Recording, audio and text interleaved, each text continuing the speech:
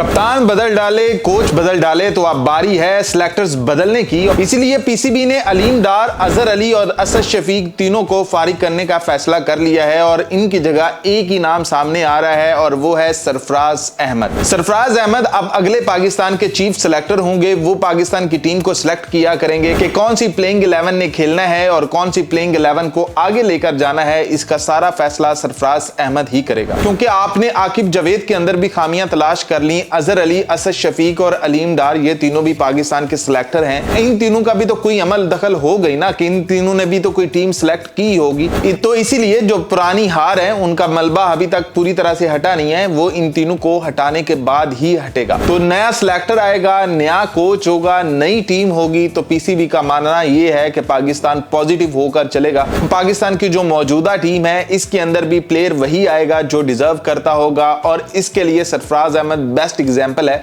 क्योंकि उसने recent cricket खेली हुई है और जो रीसेंट क्रिकेट खेल चुका है उसे मॉडर्न डे क्रिकेट का भी पता है। उसे आइडिया है कि कौन से प्लेयर यहां पर कैपेबल हैं, कौन से प्लेयर कैपेबल नहीं है, किन प्लेयर्स को लाना चाहिए, किन प्लेयर्स को नहीं लाना चाहिए।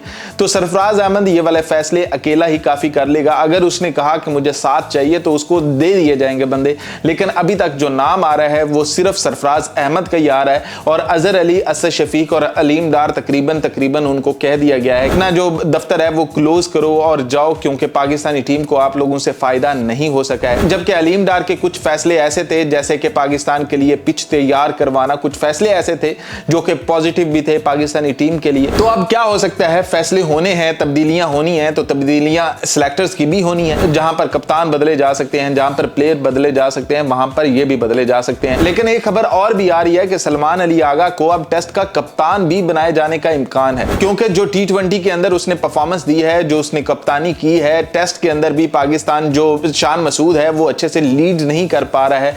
तो सलमान अली आगा वहां पर भी अच्छा साबित हो सकता है। तो इसलिए सलमान अली आगा को टेस्ट के अंदर भी कप्तान बनाए जाने का इम्कान है। और जो सरफराज अहमद है वो तीनों टीमों का सिलेक्टर होगा। तो देखते हैं कि अब सरफराज अहमद और सलमान अली आगा क्या मिलकर फैसले करते हैं, क्योंकि अब जो मोहम्मद रिजवान की कप्तानी है ओडीआई की वो भी खतरे में है, क्योंकि वो भी देखा यही जा रहा है कि मॉडर्न डे क्रिकेट खेलनी है। ओडीआई के अंदर भी ओडीआई भी बहुत हद तक चेंज हो चुका है। तो जो मोहम्मद रिजवान है ये पुराने ख्यालात का है, स्लो खेलता है। तो इसलिए मोहम्मद रिजवान से ये भी माजरत कर ली जाती है कि भाई आप ओडीआई के अंदर भी कप्तानी नहीं कर सकते हैं। तो जो सलमान अली आगा है, क्या किस्मत जागी है इस बंदे की। कभी तो ये था कि टीम के अंदर रहने के लाले पड़े हुए थे, वो साउथ अफ्रीका की एक जो इनिंग है वो उसे बचा जाती है, वो टीम में पक्का होता है। फिर ऐसा पक्का होता है कि पाकिस्तान कप्तान ढूंढता है तो उनको नजर वही आता है। तो T20 के अंदर कप्तानी मिलती है, पहला जो सीरीज होती है वो बिल्कुल शाहीन शाह अफरीदी की तरह जाती है, लेकिन उसके बाद होम ग्राउंड पर 3-0 से क्लीन स्वीप करता है। तो उसके बाद खबरें अब ये आना शुरू हो गई हैं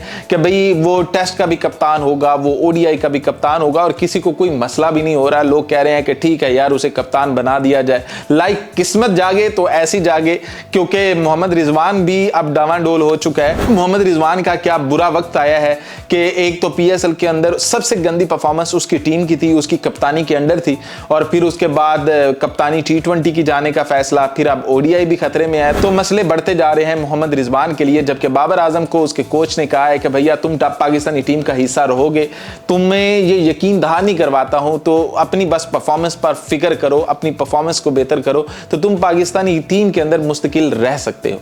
तो आप बताएं ये चारों फैसले कैसे हैं कि सलमान अली आगा को कप्तान बना देना, सरफराज अहमद को चीफ सेलेक्टर बना देना, बाबर आजम को मुस्तकिल बुनियादों पर कह देना कि तुम टीम का हिस्सा हो, जबकि मोहम्मद रिजवान से ओडीआई की कप्तानी भी छीन ली जाना। तो ये सारे फैसले आपको कैसे लगते हैं?